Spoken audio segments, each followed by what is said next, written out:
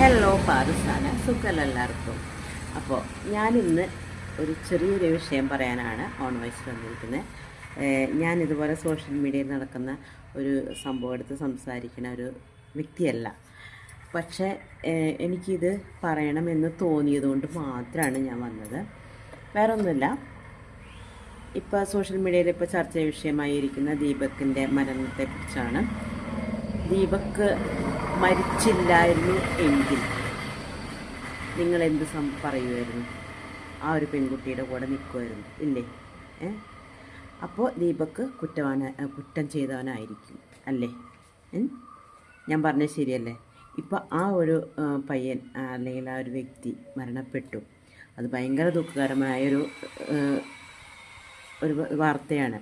എനിക്കത് കേട്ടപ്പോൾ ഭയങ്കര വിഷമം തോന്നി. കാരണം ഒരു പെൺകുട്ടി അങ്ങനെ ചെയ്യാൻ പാടില്ലാത്തതാണ്. അത് തെറ്റ് തന്നെയാണ്, ഏറ്റവും വലിയ തെറ്റ് തന്നെയാണ് ആ പെൺകുട്ടി അങ്ങനെ ചെയ്തത്. ഒന്നുകിൽ ആ കുട്ടിക്ക് അടുത്തുള്ള ഒരു വ്യക്തിയോട് പറയാൻ, ഇപ്പോൾ എല്ലാവരും പറഞ്ഞാൽ അടുത്തുള്ള വ്യക്തിയോട് പറയാമായിരുന്നു, അല്ലെങ്കിൽ കണ്ടക്ടർ അടുത്ത് പറയായിരുന്നു. അല്ലെങ്കിൽ വേണ്ട, ഞാനൊക്കെ ചെയ്യുന്നതെന്ന് പറയാം, നല്ല സേഫ്റ്റി പിന്നെ കയ്യിൽ പിടിക്കും, നല്ല പുത്തകം വെച്ച് കൊടുക്കും. ഇതാണ് ഞാൻ ചെയ്യുന്നത്.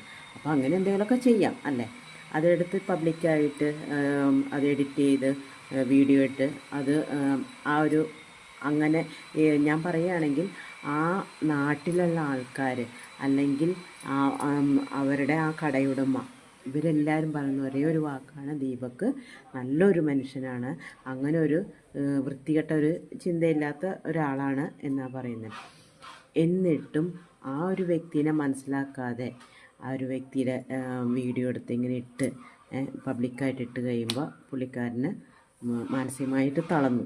ഓക്കെ, വേറെ കുറേ വീഡിയോസ് ഞാൻ കണ്ടു. അപ്പോൾ അതിൽ ഓരോരുത്തർ ചോദിക്കുന്നുണ്ട്, എന്തിനാണ് പോയി മരിച്ചത്? അതിൻ്റെ ആവശ്യമുണ്ടായിരുന്നോ? തെറ്റ് ചെയ്തിട്ടില്ലെങ്കിൽ മരിക്കണ്ടല്ലോ എന്ന്. പക്ഷേ എല്ലാവരുടെയും മനസ്സെന്ന് പറയുന്നത് ഒരുപോലെ ഇരിക്കില്ല, മനസ്സിലായോ? ആ പയ്യൻ്റെ മനസ്സെന്ന് പറഞ്ഞാൽ ഭയങ്കര നിഷ്കളങ്കമായിരിക്കും, അത് താങ്ങാനുള്ള ശക്തി ഉണ്ടാവില്ല. പക്ഷേ ഒരു കാര്യം ആലോചിച്ചാൽ മതിയായിരുന്നു, എന്നെ ഇതാക്കിയിട്ടാണ് എൻ്റെ അച്ഛനമ്മയും ജീവിക്കുന്നത് എന്നൊരു തോന്നൽ ഉള്ളിൽ ഉണ്ടെങ്കിൽ ദീപക്ക് ഒരിക്കലും ചെയ്യില്ലായിരുന്നു. ഫൈറ്റ് ചെയ്യണമായിരുന്നു ദീപക്ക്, മനസ്സിലായോ?